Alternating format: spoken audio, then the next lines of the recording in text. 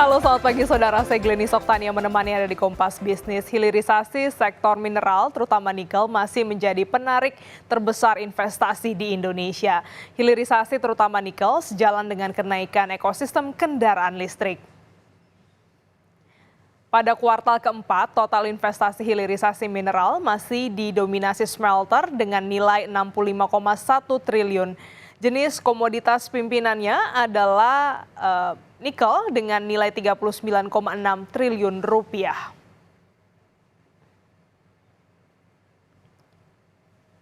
Jika ditarik 1 tahun penuh pada 2023, smelter juga masih memimpin realisasi investasi di sektor hilirisasi dengan nilai 216,8 triliun rupiah.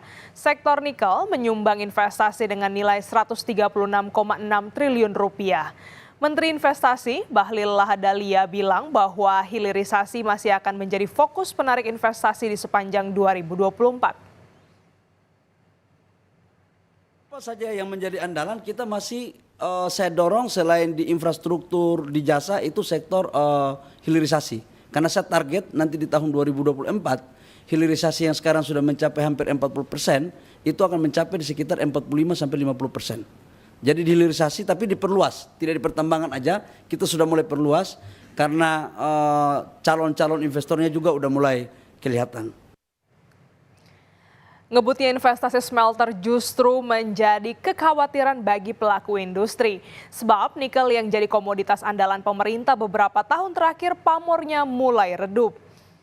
Sejak pertengahan tahun lalu, harga nikel anjlok. Di penutupan perdagangan kemarin, harga nikel ditutup di harga $16.070 per ton. 1 bulan sebelumnya, harga nikel masih dijual dengan harga 16.300-an. Stok nikel yang berlimpah di pasaran jadi pemicu utama turunnya harga nikel. Selain karena kelebihan pasokan, harga nikel jatuh juga disebabkan karena menurunnya permintaan nikel. Permintaan nikel turun di tengah maraknya produksi baterai kendaraan listrik berbasis litium ferroposfat atau LFP di Tiongkok. Kita lihat di Indonesia, kita belum ada loh pabrik baterai atau EV. Stainless steel-nya sudah ada, betul ya. Nah, bagaimana mendukungnya? Yang paling penting dulu kita harus jaga cadangan. Cara menjaga cadangannya bagaimana memperluas lahan, membuka lahan baru. Yang kedua adalah bagaimana kita membuat cut off dulu, Mbak. Cut off dari konsumsi biji nikel itu sendiri. Ya, jangan jor-joran semua smelter minta yang biji nikel kadar tinggi semua. Kadar tinggi seberapa banyak sih dibanding yang kadar biji nikel kadar rendah? Ini yang harus dihitung dulu. Jadi kita ambil quantity, jangan semua mau ngambil yang kadar tinggi semua habis. Yang kedua, kita juga concern. Pabrik semakin banyak, Bu ya concern juga masalah kerusakan lingkungan. Ini berdampak parah dan berdampak banget ke anak cucu kita nantinya, Mbak Paskalis. Nah, sebenarnya apa sih ya baterai jenis litium ferroposfat yang disebut-sebut sebagai pesaing berat baterai nikel? Dan berikut kami bacakan perbedaannya untuk Anda, saudara. Litium ferroposfat ini memiliki keamanan yakni aman dari resiko terbakar. Sedangkan untuk nikel manganese cobalt atau NMC ini mudah terbakar. Kalau dari daya tahan saudara untuk LFP ini lebih tahan lama. Sedangkan nikel manganese cobalt ini tidak lama. Selanjutnya dari sisi lingkungan LFP dinilai lebih ramah lingkungan. Sementara nikel manganese cobalt ini tidak ramah lingkungan. Dan untuk biaya, nikel manganese cobalt ini dinilai biayanya lebih mahal, sedangkan LFP lebih hemat.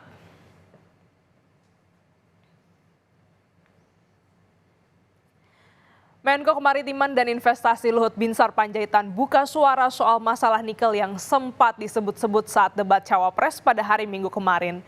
Melalui akun Instagram resminya, Luhut mengklaim harga nikel yang trennya turun tidak berbeda dengan siklus mineral lainnya. Selama 10 tahun terakhir, sejak 2014, Luhut bilang bahwa harga nikel masih lebih tinggi saat ini. Bahkan saat hilirisasi nikel dilakukan, harga nikel masih 12 ribuan, jauh lebih rendah dibanding harga yang sekarang. Luhut juga mengklaim bahwa baterai nikel yang lebih ramah lingkungan dibanding dengan baterai jenis LFP. Kan siklus daripada komoditi itu kan bernaik turun. Apakah itu batu bara, atau nikel, atau timah, atau emas, apa saja. Tapi kalau kita melihat selama 10 tahun terakhir ini, harga nikel dunia itu ya di 15 ribuan. Bahkan pada periode 2014-2019, periode hilirisasi mulai kita lakukan, harga rata-rata nikel itu hanya 12.000. Kalau harga nikel terlalu tinggi, sangat berbahaya. Kita belajar dari kasus kobalt. 3 tahun lalu harganya begitu tinggi, orang akhirnya mencari bentuk baterai lain. Itu salah satu lahirnya lithium ferrofosfat itu. Jadi ini kalau kita juga membuat harga itu ketinggian, orang akan cari alternatif lain. Teknologi berkembang sangat cepat. Oleh karena itu kita mencari keseimbangan benar. Keseimbangan supaya betul-betul barang kita ini tetap masih dibutuhkan sampai beberapa belas tahun yang akan datang. Kita nggak tahu berapa tahun. Tapi ingat, apakah sentimen merosotnya harga nikel akan memengaruhi pergerakan saham nikel? Kita langsung menuju ke lantai bursa bersama jurnalis Kompas TV, Tifal Solesa. Selamat pagi, Tifal. Apakah harga saham emiten yang berkaitan dengan nikel ikut turun? Kalau kita merujuk dari pergerakan perdagangan kemarin di tanggal 24 Januari 2024 sebetulnya bergerak variatif. Kita coba melihat di dua emiten saja, yakni PT Aneka Tambang dengan kode ANTM dan juga PT VEL Indonesia dengan kode INCO. Kemarin itu dicatatkan untuk ANTM ini terkoreksi 4,66% ke level 1.535 per lembar saham. Sementara hal sebaliknya tercatat untuk emiten INCO naik justru 2,79% ke level 4.050 per lembar saham begitu. Kalaupun dibaca atau dirunut lagi ataupun kemudian kita analisis lebih dalam ini, tampaknya ini tidak seiring sejalan dengan kondisi komoditas nikel yang harganya justru turun dalam beberapa waktu ke belakang ini. Bahkan disebut ini turunnya sebesar 67% ketimbang harga tertinggi yang tercatat pada bulan Maret 2022 lalu. Nah, dalam analisis dari beberapa hal begitu, sebetulnya ada dua faktor kunci yang terlihat di sini. Pertama, masalah jumlah oversupply ataupun juga kelebihan produksi dari komoditas nikel yang tercatatkan sampai dengan saat ini di tengah kondisi pelemahan ekonomi secara global, ditambah lagi dengan adanya gejolak geopolitik yang membuat akhirnya permintaan ini juga tidak seiring sejalan berjalan begitu sesuai dengan jumlah produksi yang terus bertambah sampai dengan saat ini begitu. Ditambah lagi juga kondisi ini diperburuk lagi dengan munculnya lithium ferrofosfat begitu ya. Ada LFP yang sempat muncul istilah itu saat debat keempat pemilihan presiden 2024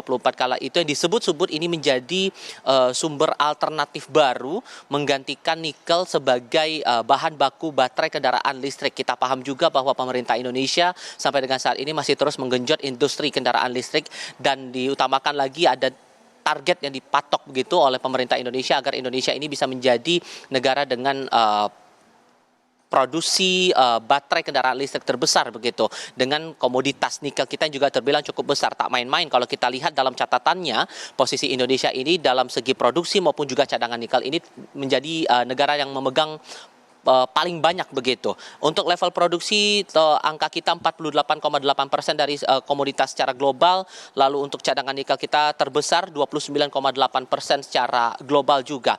Tapi di sisi lain sekalipun ada pembandingnya begitu, nikel versus LFP saya katakan begitu, namun masih ada sentimen positif bahwa nikel ini masih akan tetap dibutuhkan di tengah upaya Indonesia dan juga negara-negara lainnya untuk memajukan lagi sektor industri kendaraan listrik begitu. Kita juga coba cek lagi data realisasi investasi di bidang hilirisasi yang dicatatkan terakhir kali oleh Badan Koordinasi Penanaman Modal atau BKPM. Terakhir kali dicatatkan secara kuartalan itu untuk smelter nikel sendiri nilai investasinya sebesar 65,1 triliun secara kuartal keempat tahun 2023, dan secara tahunan itu sebesar 216,8 triliun rupiah. Itu dicatatkan dari Januari hingga Desember 2023. Sementara untuk ekosistem kendaraan listrik sendiri dicatatkan secara kuartalan untuk baterai kendaraan listrik ini nilai investasinya sebesar 1,3 triliun rupiah dan secara tahunan sebesar 9,7 triliun rupiah. Artinya ini kita juga masih harus melihat lagi sejauh mana imbas dari turunnya harga nikel ini yang tercatatkan terakhir kali itu sebesar 16.070 dolar Amerika Serikat per ton ini akan terimbas lagi untuk waktu-waktu ke depan di tengah momentum yang bisa saya katakan Indonesia masih terus fokus untuk menggenjot industri kendaraan listrik begitu.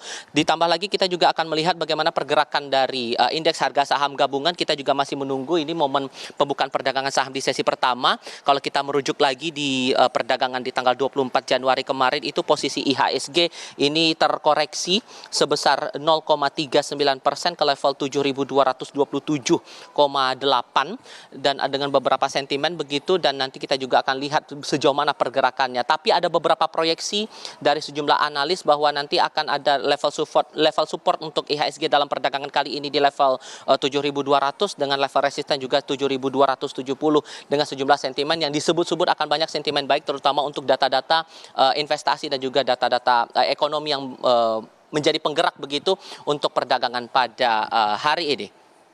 Glenis. Baik, terima kasih jurnalis Kompas TV Tifal Solesa atas laporan Anda.